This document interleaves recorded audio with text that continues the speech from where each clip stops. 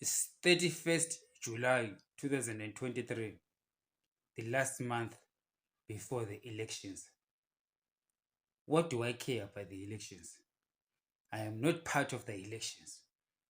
As far as I'm concerned, they are illegitimate, a shameful exercise with the intention of legitimizing a regime that we all know is not interested in building Zimbabwe, but are only interested in pursuing their personal gains, their agenda of personal gains together with their Russian friends.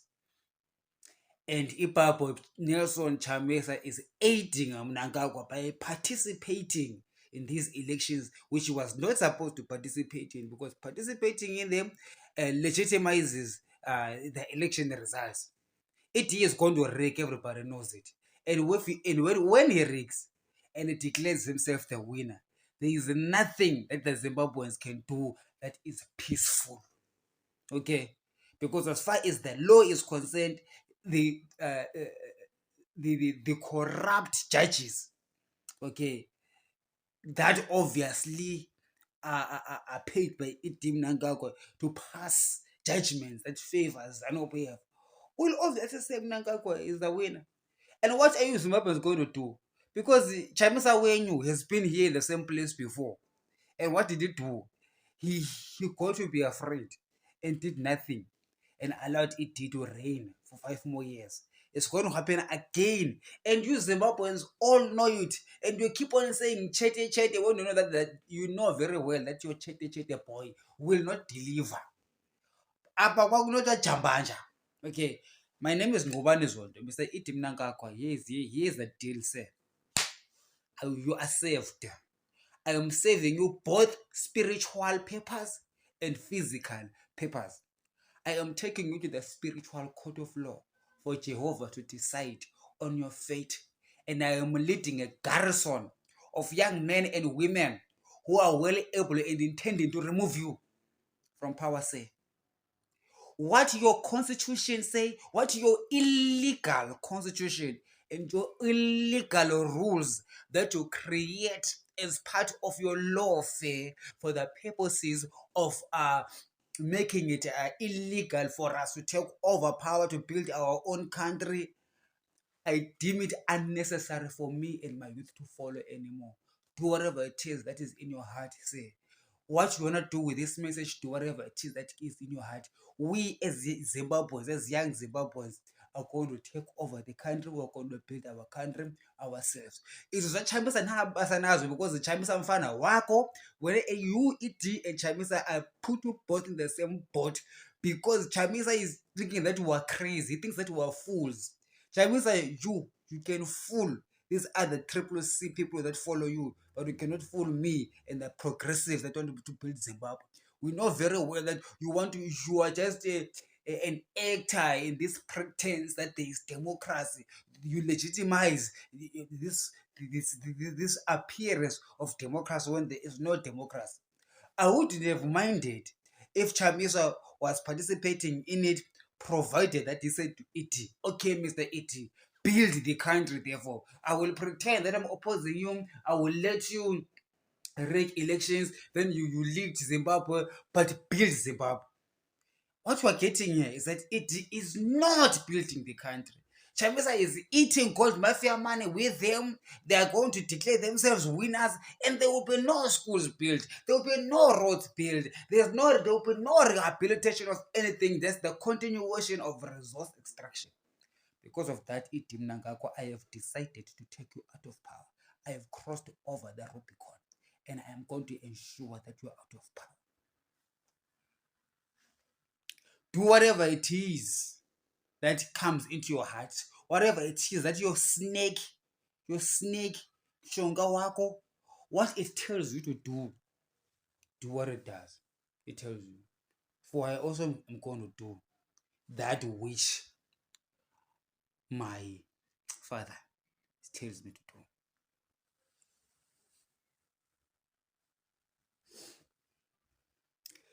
do. International community or international community. As Zimbabweans, Every time we engage the international community, do you know what the international community tells us? It tells us that the problems of Zimbabwe are up to the Zimbabweans to solve. We have got people that have gone to the British, people have gone to the Americans, and they are told that uh, your problems are up to you, Zimbabweans, to solve.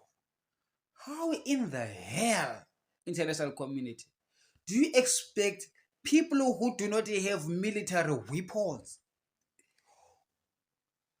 to fight against a whole standing army with sophisticated machinery and the whole intelligence, national intelligence, in the whole national police, and the whole presidium? You are saying that those people, when they are being oppressed by that regime, you are saying, oh, Zimbabweans must sort their problems. Okay, I've got a proposal for you, international community. This is what I'm going to do. My name is Ngobani Zodwa, and I'm removing it from power, with or without you, international community. And here is where you come in. Number one, Washington and King Charles. I have been, if you follow this channel, been benevolent, first of all, to Washington in understanding that we need to take our country to be pro-American. Now, hear me very carefully and hear me very well. And God has shown me that He said to me, son, the oppressors of your people are in the British Foreign Office. These are the old Rhodesians that lobby British Parliament and the British monarch for the purposes of keeping Zimbabwe in a pariah, because they are angry for losing Rhodesia, and they're angry for losing their farms. And therefore they hate ordinary Zimbabweans, and they also want us as cheap labor. However, not all British people are like that.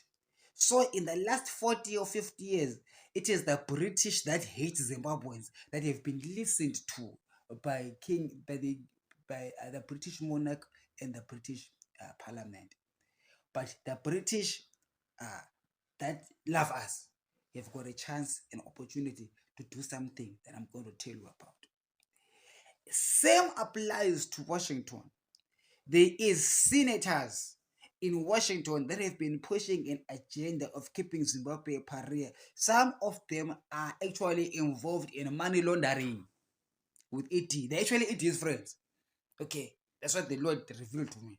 That these politicians, they're not acting on behalf of American interests. No, they are operating on behalf of selfish personal gain by destroying a community of black people in a dark place in Africa. So that is why they do not care, and they use the assets of the United States government, and then they use the corruption of ZANU-PF as a legitimizing way of bringing sanctions to Zimbabwe, so that our ill-disciplined government can allow them to do their nefarious, corrupt ways, whatever they are. I do not know what they are. God told me that it's their daily business. That's what the Holy Spirit said to me. Said it is their daily business in Zimbabwe. That's why they need it to be like that. Whatever those reasons they are, God said to me that the US military has got evidence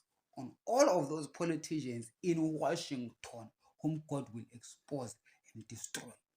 Now, that doesn't mean that all Americans want Zimbabwe to fail.